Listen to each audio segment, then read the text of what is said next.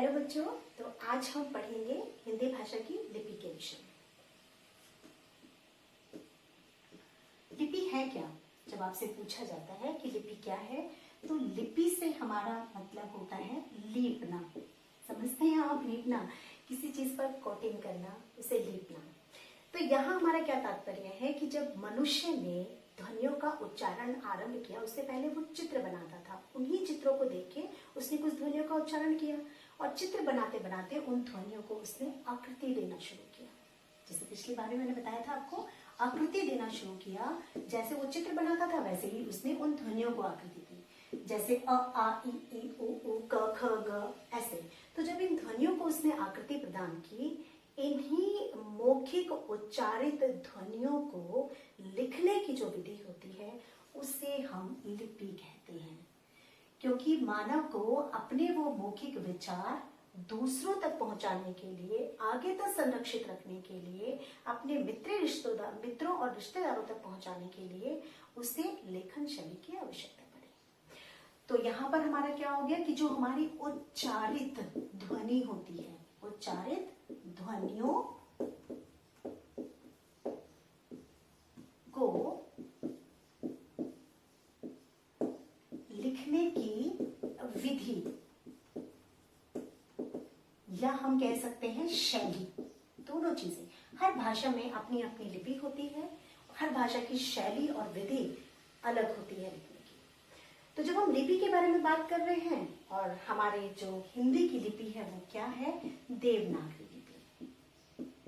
इसे हमें याद करना है, ये है हमारी हिंदी की देवनागरी लिपि। ये मैंने क्यों बताया कि ये लिखने की विधि और शैली है? क्योंकि जब देवनागरी नाम आता है तो एकदम से आता है देवनागरी, क्या होता है लिपि का मतलब। तो लिपि से मैंने बता दिया कि जो चीजें हमारी होती हैं उसे एक तरह से कोटिंग प्रदान करना, उसे लीपना, उसे एक संरक्षित या आप कह सकते हैं एक समूह प्रदान करना। तो देवनागरी लिपि भी क्या है? लेखन शैली है हमारी मौखिक ध्वनियों की। और अगर हिंदी भाषा में कहते हैं तो वो हिंदी भाषा की लिपि, यानी कि हमारे हिंदी में जो ध्वनियां प्रदान की उन्हें लिखने की शैली है। अब देवनागरी लिपि की कुछ विशेषताएं हैं जो कुछ हमें पता होनी चाहिए।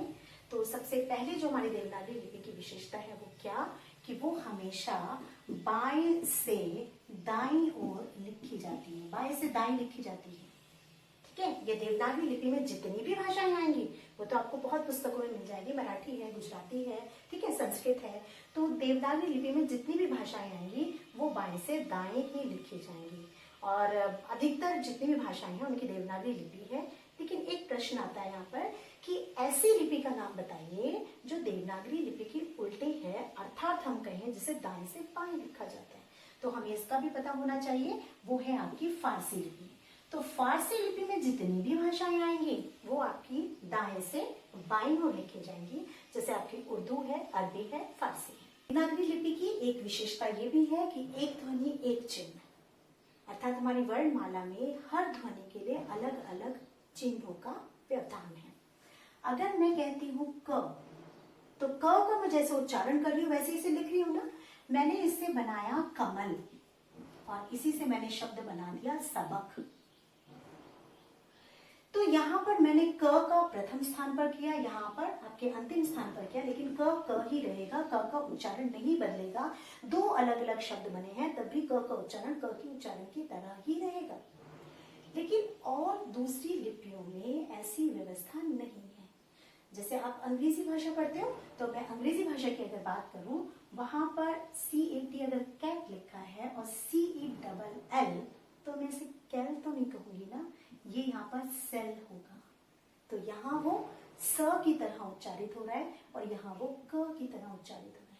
देखिए चिन्ह एक ही है, लेकिन दोनों का जो ध्वनि उच्चारण है, जो ध्वनि है वो तो एक ही है, लेकिन दोनों का ध्वनि उच्चारण जो है वो बिल्कुल अलग अलग है, जो कि हमारी हिंदी भाषा में ऐसा नहीं होता। इसलिए हिंदी भाषा का मुद्रण जो होता है वो बहुत आसान होता है। ठीक है, मुद्रण का मतलब है बच्चे यहाँ पे प्रिंटिंग करना। ठीक है, वो बहुत आसान होता है क्योंकि हिंदी भाषा को जैसा बोला जाता है वैसा ही लिखा जाता है, और जैसा लिखा जाता है वैसे ही उसे उच्चारित किया जाता है। तो ये इसकी सबसे बड़ी विशेषता है। ऐसे ही इसे वैज्ञानिक लिपि नहीं कह दिया गया, इसकी विशेषताएं ऐसी हैं जो दूसरी लिपियों में नहीं मिलती। तो जो आपकी अंग्रेजी भाषा है उसकी लिपि क्या है, आपकी रोमन है। इसे भी याद कर लीजिए क्योंकि अंग्रेजी भाषा भी हम अपने पाठ्यक्रम में पढ़ते हैं, ठीक है। तो उसकी रोमन है। तो रोमन लिपि में हमेशा जो एक ध्वनि के लिए दो चिन्ह भी हो सकते हैं और दो ध्वनियों को मिलाकर भी हम एक चिन्ह बनाते हैं।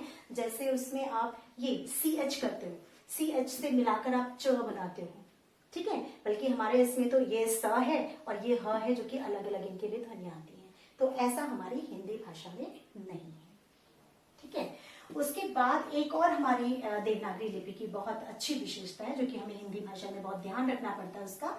और बहुत सारे बच्चे ऐसे होते हैं जो कि इस चीज की अशुद्धि करते हैं, लेकिन ये आपको जब पता चलता है, जब आगे आप अपनी परीक्षाएं देते हो, कभी प्रतियोगिता परीक्षाएं, तब उसमें कई बार वो अशुद्धि लेखन में आता है और आप उस पर ध्यान नहीं देते, ठीक है। अधिकतर बोर्ड की परीक्षाओं में से बहुत ज्यादा नोटिस किया जाता है, मैं आपको पहले बता रहा हूँ, ठीक है। जैसे मैंने लिखा अमर, सॉरी, और मैंने लिख दिया कमल, ठीक है। ऐसे आप जल्दी जल्दी करते रहते हो।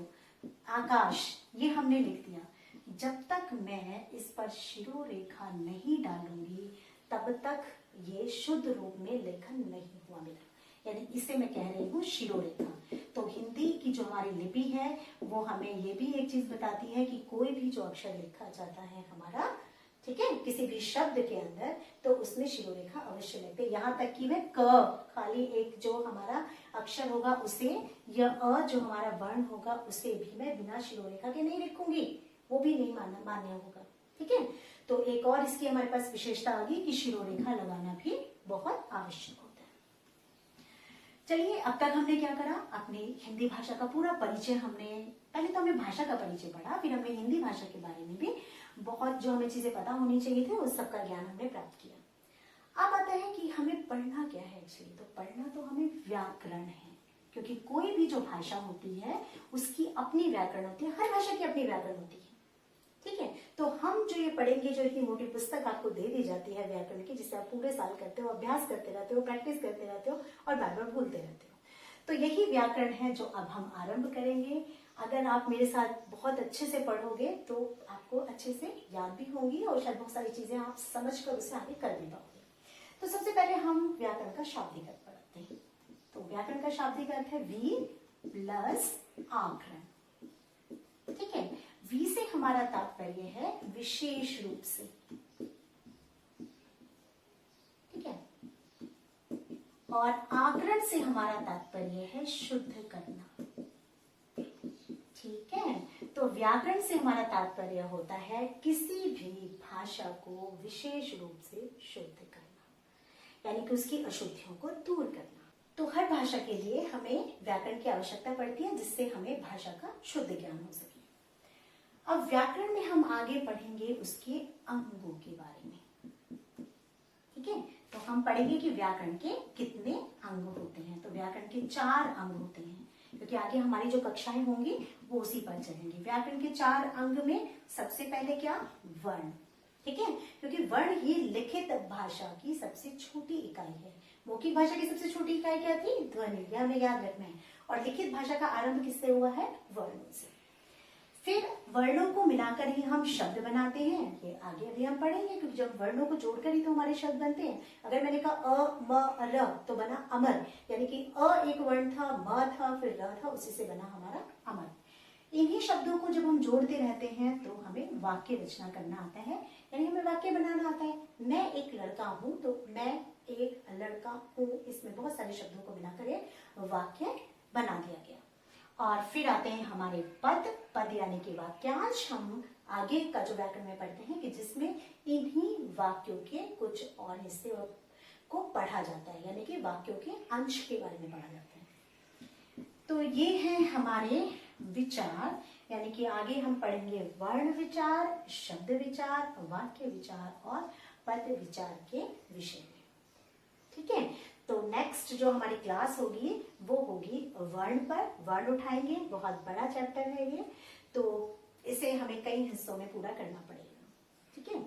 चलिए, तो यहाँ आज हम अपनी कक्षा समाप्त करते हैं। मैंने आपसे कहा था कि मैं वर्ण और अक्षर के बारे में अंतर बताऊंगी, तो वो मैं अब अगली कक्षा वर्ण के साथ ही आपका उसे बताऊंगी।